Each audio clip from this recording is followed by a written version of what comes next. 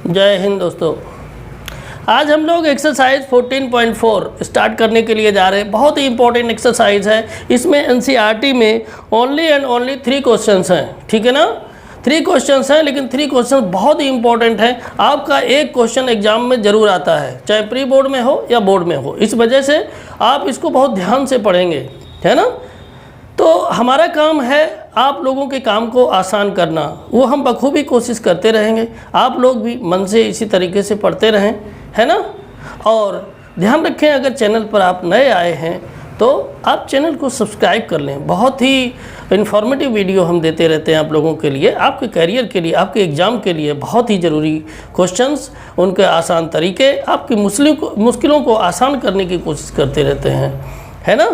तो आप चैनल को सब्सक्राइब कर लें अगर नए हैं, बेल का बटन दबा दें और उसके बाद ऑल का जो ऑप्शन आता है उसको भी आप दबा दें।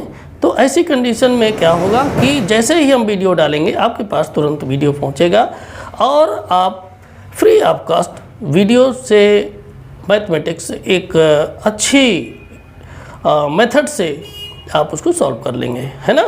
तो हम लोग देखते हैं question number first, exercise 14.4। Question है the following distribution give the daily income of 50 workers of a factory. आपका टेबल दिया हुआ है, daily income in rupees 100 to 120, 120 to 140, 140 to 160, 160 to 180, 180 to 200। Number of workers हैं 12, 14, 8, 6 और 10।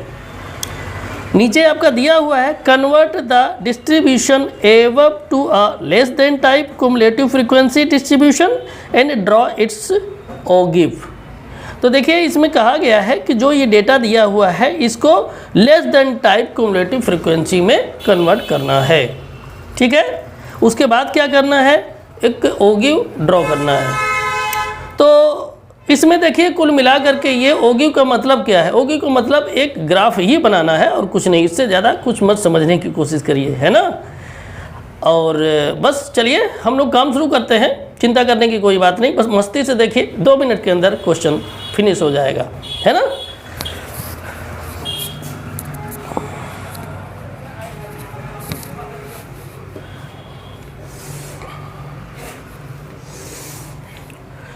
इसमें हम नोट कर लेंगे डेली इनकम इन रुपीज़, ठीक है। और जो हमारा इसमें दिया हुआ है 100 to 120, तो 100 to 120 को हम लिख सकते हैं लेस देन 120, ठीक है ना। लेस देन 120 इसलिए क्योंकि जब काउंट करते हैं हम लोग तो जो मैक्सिमम लिमिट होती है उस नंबर को काउंट नहीं करते हैं, ठीक है ना। तो इस वजह से इसको हम क्या कहेंगे, लेस देन 120। यहाँ लिख लेंगे लेस देन 120। याद रखिएगा जो आपका क्लास इंटरवल है उसमें जो मैक्सिमम लिमिट है उसी को हम लेस देन करके आगे लिखेंगे, ठीक है। आगे देखिए इसी तरीके से बना देंगे और क्या हो जाएगा, लेस देन 140, फिर less than 160, less than 180 and less than 200, okay. यहाँ पर आपका क्या आ जाएगा, यहाँ पर आपका आ जाएगा number of workers, number of workers, ठीक है। यानी एफ ये आपका हो जाएगा, ये कितना है 12, 14, 8, 6 एंड 10, क्लियर। उसमें आपका दिया हुआ है कि 50 वर्कर्स हैं, इनको अगर आप टोटल करेंगे, ठीक है, टोटल आप करेंगे तो ये आपका कितना आ जाएगा 50 आना चाहिए। देखिए टोटल करिए, 12 और 14 कितना हो जाए 26, 26 और 8 34, 34 और 6 40 और 10 50 हो जाएगा ना। यहाँ पर आपका क्या बनेगा, CF। तो CF बना लीजिए, 12 को एज इट इज रख दीजिए, फिर 12 को 14 से टोटल करिए तो 26, 26 को 8 से प्लस करिए तो ये हो जाएगा 34, 34 को 6 से प्लस करिए तो 40 हो जाएगा, 40 को 10 से प्लस करिए तो ये 50 हो जाएगा। क्लियर? ये आपका लेस देन टाइप जो क्युमुलेटिव फ्रीक्वेंसी बनाने को कहा था वो बन गई। आपको एकदम क्लियर समझ में आया होगा, है ना? कोई प्रॉब्लम नहीं ना? तो देखते हैं आगे। आगे आप लोगों को बनाना है ग्राफ। तो ग्राफ बनाने के लिए आपको मैं ये चाहता हूँ कि जो कोऑर्डिनेट है उनको हम, यानी कौन सा आप एक्स एक्सेस पर नोट करेंगे और कौन सा वाई एक्सेस पर नोट करेंगे, तो हम प्लॉटिंग पॉइंट्स आपको लिखवा देते हैं। क्या लिखवा देते हैं? Plotting points. तो देखें, आप लोग ये बनाएंगे नहीं, लेकिन आप लोगों को समझाने के लिए मैं बना रहा हूँ। प्लॉटिंग पॉइंट्स देखिए, पहला ये हो जाएगा, है ना, दूसरा ये हो जाएगा, तीसरा ये हो जाएगा, चौथा ये हो जाएगा और पांचवा ये हो जाएगा। ये हमने आपको समझाने के लिए बनाया है, ये आप लोग कैलकुलेशन में नहीं बनाएंगे, ठीक है? अब देखिए इसी तरीके से यहाँ लिख देंगे प्लॉटिंग पॉइंट्स। मेरा काम है आपके काम को आसान करना। तो देखिए क्या हो जाएगा, पहला 120 to 12, सेकेंड क्या हो जाएगा, एरो लगा है सब पर, 140 to 26, अगला 160 to 34, नेक्स्ट 180 to 40 और लास्ट 200 to 50। ये आपके प्लॉटिंग पॉइंट्स हो गए। आप लोगों ने कोऑर्डिनेट ज्योमेट्री पढ़ा होगा, उसमें इस तरीके के प्लॉटिंग पॉइंट्स आपके गिवन होते हैं और उसको आपको ग्राफ में प्लॉटिंग करनी होती है, ठीक है? तो हमने आपको बना करके ये बता दिया है, बस इन्हीं को आपको ग्राफ में जा कर के प्लॉटिंग कर देना है और जो भी पॉइंट्स आएंगे उनको मिला देना है, आपका ओग्यू बन के तैयार हो जाएगा। चलिए हम थोड़ा सा आपको बना करके भी दिखा देते हैं।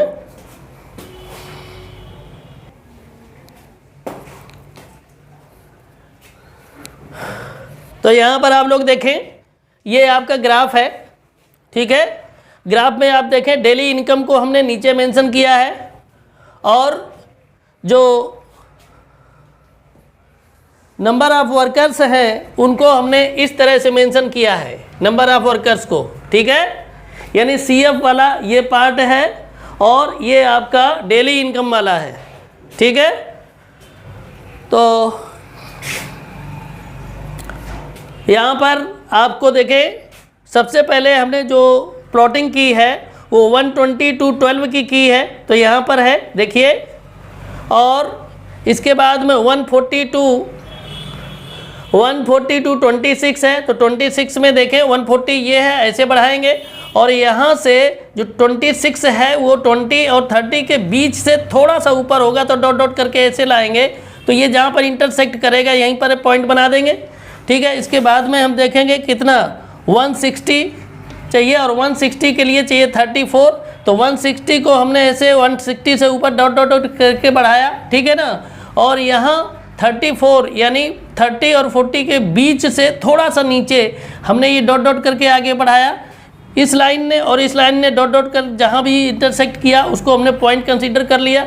इसके बाद में हम आए 180 पर, 180 पर आने पर देखिए 180 को ऐसे डॉट डॉट करके आगे बढ़ाया है और 180 वाला हमें चाहिए 40, तो 40 से यहाँ से डॉट डॉट करके बढ़ाया, दोनों लाइनों ने जहाँ इंटरसेक्ट किया वहाँ पर ये पॉइंट हमने कंसीडर कर लिया है, क्लियर? इसके बाद में देखिए 200 है, 200 की कंडीशन अगर देखें तो 200 को डॉट डॉट करके ऊपर बढ़ाइए। इसके बाद में आएगा आपका 50, तो 50 को डॉट डॉट करके हमने ऐसे बढ़ाया, इंटरसेक्टिंग पॉइंट जहाँ है उसको पॉइंट हमने ले लिया, ठीक है? इसके बाद में हमने क्या किया, इन पॉइंट्स को ऐसे आपस में मिला दिया। मिलाने के बाद आपका ये ग्राफ बनके तैयार हो गया, ठीक है?